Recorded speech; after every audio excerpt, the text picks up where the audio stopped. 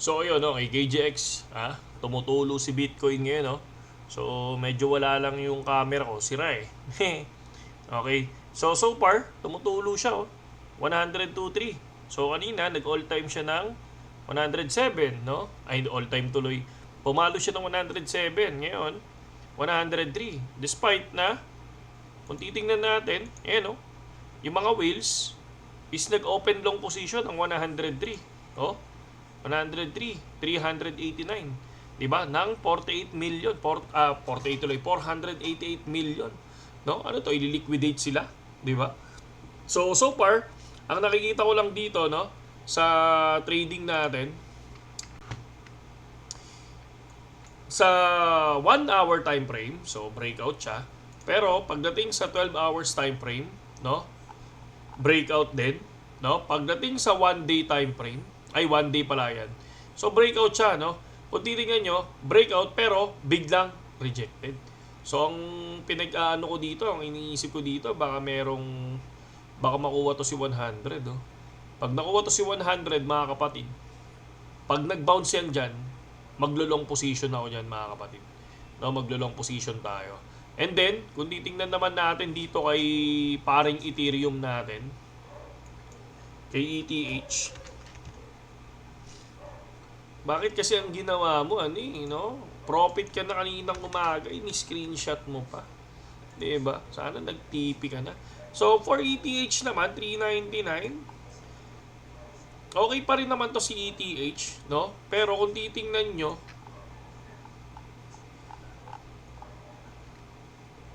gusto niyang i-break, no, sa 12 hours time frame yung area na yan. Sa 1 hour time frame, break na yan. Ayan, no? And then, so far, kung titingnan nyo, no, gusto niya ulit i-break, no, itong area na yan. Pero, kung titingnan nyo, itong support natin sa ilalim, hindi niya pa nakukuha. Pero kapag kaganyan yung nangyayari, no, pagka ganyan yung nangyayari, possible yan. Once na ma-break to, hihintayin natin na makuha muna si support. Etong area na to, si Tutu. Bago tayo mag-long position ulit. Okay?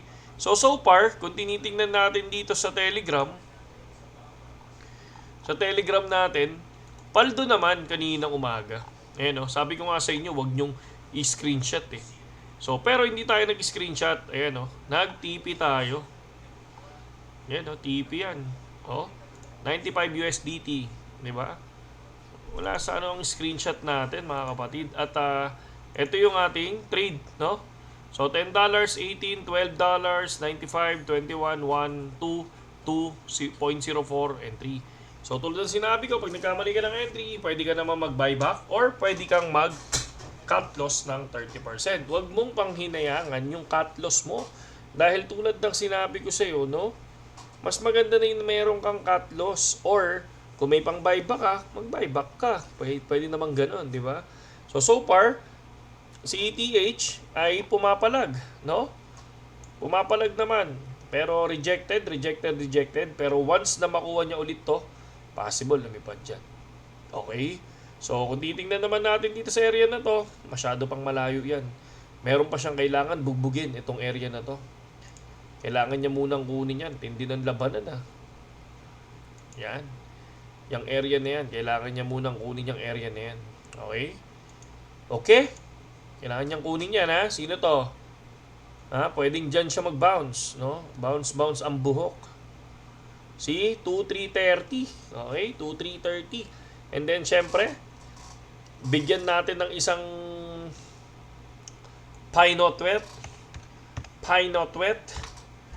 Ayan, si Pi. Ayan, no? So, si Pi ngayon ay nasa,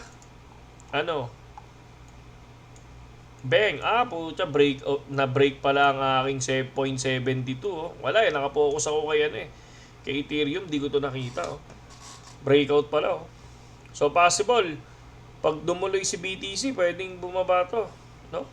Pwedeng bumaba ng 0.66 ulit, So, check lang natin yan, mga kapatid, no? Sa mga hindi nakapasok dyan, huwag na muna kayong pumasok, no? Mahirap yan, baka mamaya mag-fake out lang yan, biglang lumipad, di ba? So hintayin nyo to, no? Hintayin nyo yan, yung 0.66 na yan bago ay pumasok, ha? Once na break kasi, di ba? So ngayon, kung titingnan naman natin sa liquidation heat map, yan muna natin. Okay, sinapul, no? Sinapul yung ilalim, oh. Possible, baka kunin to, baka gumanyan, no? Ito yung ililiquidate niya muna, tsaka to. So, tingnan natin kung baka ito, biglang mag-rebound to, ha? Hintayin nyo lang, mamaya mag-open ng market. Baka mamaya mag-rebound to dito, ha? Okay? So, kita-kits tayo mamaya. Sa mga gustong pumasok sa Telegram at gustong masunog tulad ko, ayan, no? Nandiyan lang yung link natin sa comment section tsaka sa description. Huwag niyong ugaliin ang ang screenshot, ha? Ayan, no? Katulad nito, ito hindi to screenshot, okay? So, siya yung tipong taong nag-exit. Ito, nag-exit din siya. Siya yung tipong ganyan, no? Galing nito, ha? Hindi ko to TA, pero sabi ko buyback. So, ang ganda ng kanya, no? Nakapag-buyback siya. Puro siya panalo. Ito, talo to. Ayan, no? Talo siya, oh. Talo siya, oh. So, good decision naman yan. Kung hindi siya kung nag-buyback to, din sinasabi ko, pag nag-buyback, noon 2,350, profit siya. Kasi kanina, nag-break even kami dyan. Eto, pakita ko sa inyo.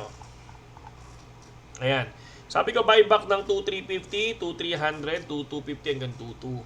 Tapos, good job sa nag-buyback, break even. Kasi lumipad ng 2,420 si Ethereum. Okay? So, yun lang kay EGX, ha. Sa mga gustong pumasok sa Telegram, PM nyo lang ako. At syempre, dapat under kayo ng link natin sa BitGet. Okay? Saludo sa inyong lahat at magandang gabi sa inyong lahat.